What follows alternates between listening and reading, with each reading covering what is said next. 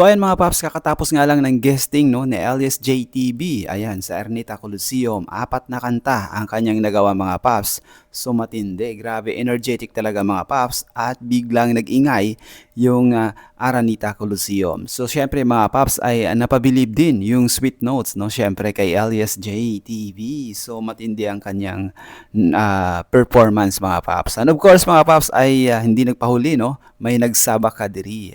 So ito mga paps yung highlights at panoorin natin. Sayaw, sayaw, sayaw, sayaw, sayaw!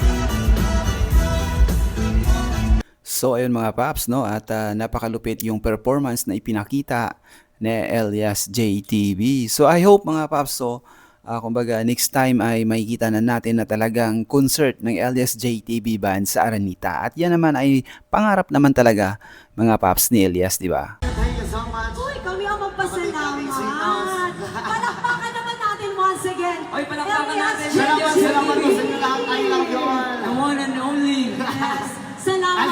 Salamat sa time na ibinigay mo sa amin. Salamat. Ikaw yung pinaka-special guest namin talaga tonight. Thank you so much. Grabe. Maraming salamat, Orfloyd. Saan ka pa galing?